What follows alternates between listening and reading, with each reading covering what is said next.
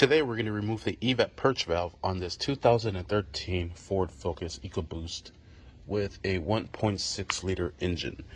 Alright, first thing we're going to do is remove this cover from here, and that will expose a lot more. Next, what we're going to do is remove this clip from here, this one from here. There is another one way down here, and this one from here. So we'll start with the easiest. So I say, that's not easy. Maybe this one here. You just press both of these buttons together, wiggle it back and forth. It is simply just this here. You just press that in and it releases that. I have the replacement here. So let's try to remove this one from here first. Alright, and there is the first one. Next, we're going to remove this one from here. I'm going to use a little pick to be able to lift it.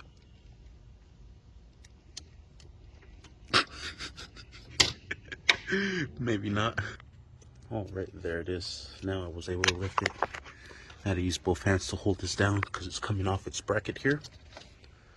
This bracket. And we're actually going to just remove this bracket when we install it. So there, that is loose. Bring this up and push it out. There it is. There is a pigtail there connected, so we'll press this in and release the pigtail. Alright, and there it is. Had to use both hands once again. Have my hand underneath the intake, reaching all up in it. Alright, so those are loose. This one and this one's loose, so we have to get this one and then this one. So this one here will be that one. And all you simply do is just squeeze these. It opens up and it should release it. Easier said than done. It's like no room in there. But let's try to get that one. Alright, on this one I use some pliers to compress it and walk it out. There it is. Alright, one more left to go. And there it is with that yellow tab way down there. So, let's see if we could try to get the little pick behind it and pull it. If not, you can see the little clip down there. And we'll have to press those up to release it. Alright, I was able to get the pick right behind it. Let's see. That hose popped right in your guys' way. Let me see if I can pull that out. Alright, I was able to pop it up. Let's see if we can slide this sucker out now. Oh shit, I just pushed it back down. Sucker. Let's try this again. I'm sorry, I know there's like no view down there. Let me get that sucker out. Oh my goodness. Alright, and I reached it in with my left hand, and I was able to apply that clip more up. There it is. It is out of there.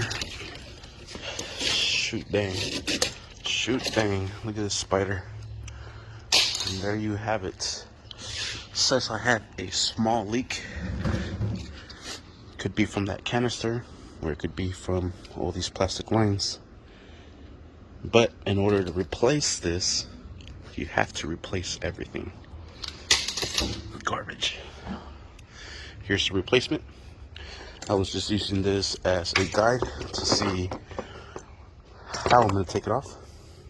And here is the new one.